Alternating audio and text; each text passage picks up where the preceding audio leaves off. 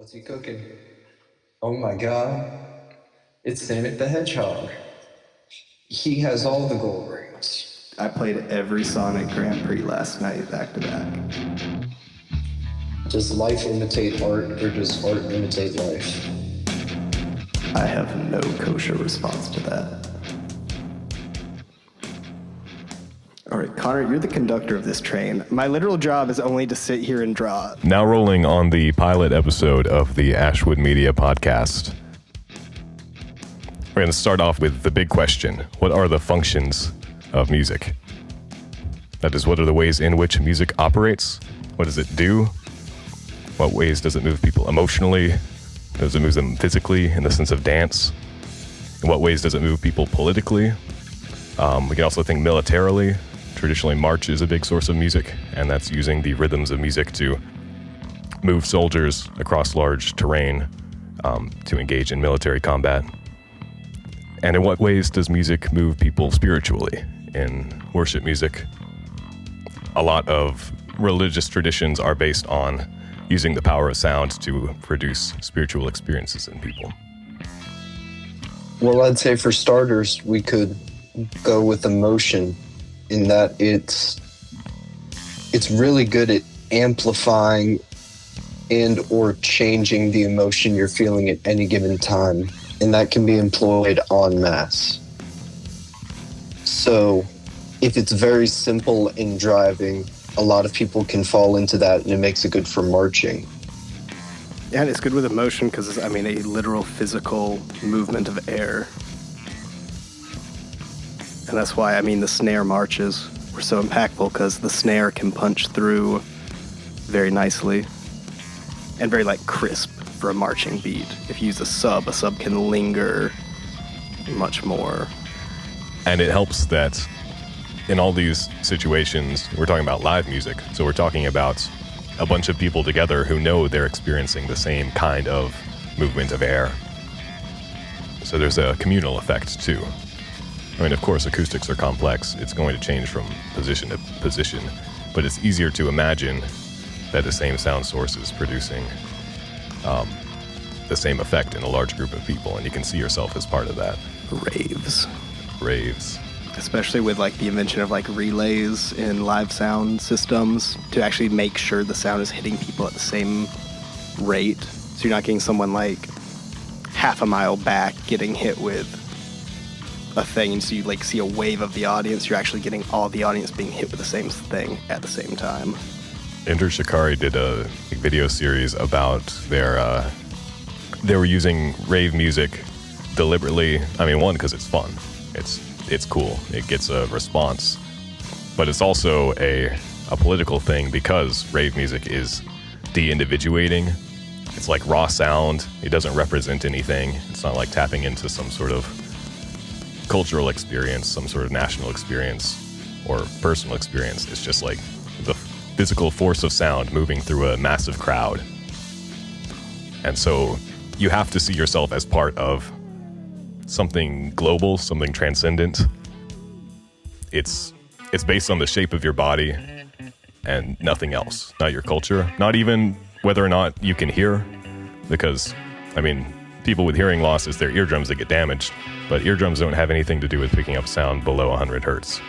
And that's what rave music is about, is that low frequency, the rhythm. Rave music is almost the equivalent of modern tribal music, because it is meant to get a physical response. It's meant to work with your body.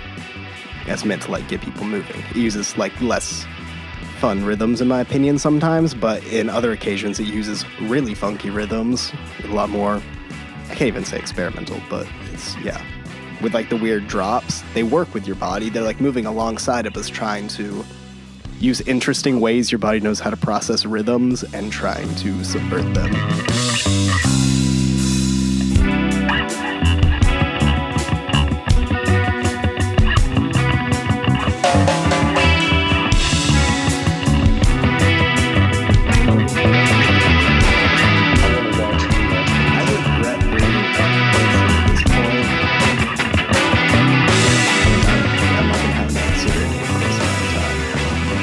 Feel strongly about the evolutionary origins of music. It's all an accident. Art doesn't mean anything. Meaning is a construct. Speaking of art not meaning anything, Vincent did not play the YYZ drum solo. What drum solo did he play? Just a drum solo. I mean, that's cool. There are several theories relating music to language, some of which are all right. A lot of the syntax of music, I think, is related to the syntax of language. There's like nested structures, sort of call and response melody thing. And also the relationship between parts of a song within a song. Hierarchical recursion. When you're talking, you can like say a sentence and split it up into different parts and move them around, and it can mean the same thing. That's because each unit has separate meaning and meaning in relation to a whole. I think that's how a lot of music works. But as far as music having a steady rhythm, language does not have a steady rhythm. It's not tied to any consistent metric pattern. So I think that's the biggest enigma there.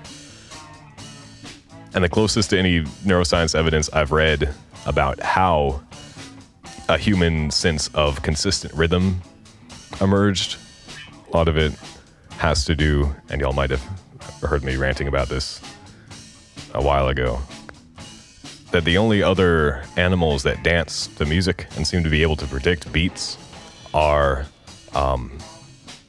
mostly birds, and mostly specifically vocal learning birds. So parakeets, parrots. I think they've started doing research on non-birds that also learn vocally.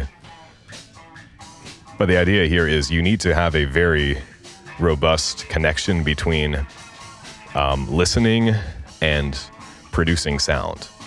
Listening to sound and producing sound in response to sound. And no other primate has that. Every chimp species, they're like born with a set of calls that they can do, but they can't learn new calls. And they don't learn to produce new sounds to communicate new meanings. And so the theory goes, when we engage in any sort of motor activity, especially when it's complicated as talking, you need to engage timing circuits so that all your muscles line up in the same way. And since we have these timing circuits, we're able to now hear sound and interpolate rhythm into it, make up a beat that's related to a consistent, steady time that our body keeps track of for other reasons. Any of that make sense? I mean, the reasoning behind it, I'm not as certain about, but I mean, it makes sense. But just the fact that humans dance, parrots dance, humans have advanced vocal cords, parrots have advanced vocal cords, and both can learn new things of both of those is what's kind of wild. It's also weird as parrots also use their grippies to build things. Parrots also form long-term relationships and have very, I don't want to say easy living considering they are wild animals and do have a predator-prey hierarchy. But they seem to be able to escape threats fairly easy. The bank is the predator, I am the prey. Which gives them maybe a little more time to focus on fine-tuning motor skills and sound recognition and projecting. Well, yeah, and I mean, theoretically you go into mating rituals to an extent, but I'm not sure how much that plays an effect, or it just is a byproduct of, oh, you have these tools, so I guess we should use it for this also. Because birds use dance and song as mating rituals. Humans use dance and song as mating rituals. Nightclubs are the epitome of that. Nightclubs are just a bunch of birds. We all be some birds in the club. Thanks. And, I mean, the decorating and eye for aesthetic is another weird thing that you don't see other... Man, humans and birds have too much in common. They might be superior because they can fly, though, and we can't. We learned how to fly. Learn how to fly, jump off a building. I'm going to give it a go. But see, birds don't have to pay high prices and then sit in uncomfortable seats to fly. Actually, I guess you can get an air glider. I should get an air glider. Squirrel suit. There we Squirrel go. suit, final answer. Now, the humans and birds and mating displays. I don't know if I can say this is a cause of music scratching our nerves or whatever, but one theory I bumped into is that there's like a phenomenon of some species, they attract mates by having features or doing things that put them at risk for survival. Basically, things that prove they have so much spare energy and resources and time that, yeah, they're incredibly fit. Peacocks, birds with a lot of very vibrant plumage that's likely to attract predators, or maybe that's so extravagant it's like even hard to move around. That's, so the theory goes, communicating to a mate, yes, I can walk around with a massive tail, with bright colors, and no one's eaten me yet. And something similar could be said of humans who are good at music. This is a completely evolutionarily useless skill. It's just a flex. But I have enough time to get really good at guitar, so clearly I have something going for me, which is nice. That's semi-fair. Especially, I mean, even just the development of music in the beginning, which is kind of what you're saying. Oh, we got this time. Let's just kind of do it. We're sitting around this fire, we might as well do a little something. We're already warm around this fire and have food on it, so what else are we going to do? And then maybe in the modern day that expresses itself as musicians tend to be predominantly middle class, fairly secure, so that they have enough time to go learn an instrument, take music lessons. I mean, that can even be said about most human endeavors in life. At this point, learning to basket weave is like that. It was still needed at one point, but yeah. I'd say music is more needed now than ever. There's a lot going on, a lot of different ideas floating around for people to just grab onto. And that leads to a lot of different ways of thinking. And genres have expanded in interesting ways. The first example that comes to mind is 100 Gex. Geckos found out you can actually use all of the keyboard. They hit the meme of, I bought the speedometer, I'm gonna use the whole speedometer, but with a DAW. I paid for the DAW, I'm gonna use the whole DAW.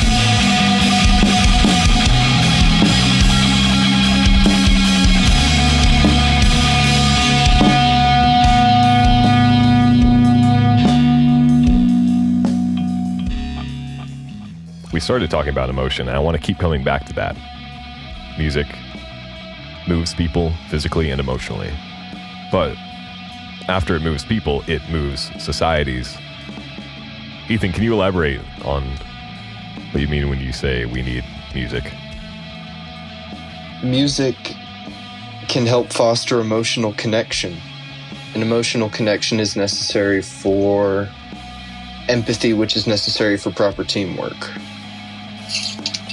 So the more people can get on the same page, I think things would just run a little more smoothly, less parts in the machine. That's that collectivizing effect. Collectivizing effect. Uniquity is important, but We've got all sorts of ways to be unique. All sorts of self-help books telling us how to be unique. Yeah, I think for it to fully work, my homie needs to start listening to less trash and listen to more bops. And then the world would go much better. But in practicality, if we're talking about like music unifying and stuff, I mean, the most direct thing would be, I mean, if we're going back to old days, if we're talking like reciting poems or like long stories, it was to a certain meter so that you could memorize it much better and it united y'all. And then it gets to church stuff where everyone's united with this one feel and this one drive. Then against the old slave chants, everyone's united to this one purpose, this one drive, and then just, keeps expanding from there. Even like military, it just gets people on the same page sonically, lyrically. Because you gotta, including in the sonic, it is the lyrics too.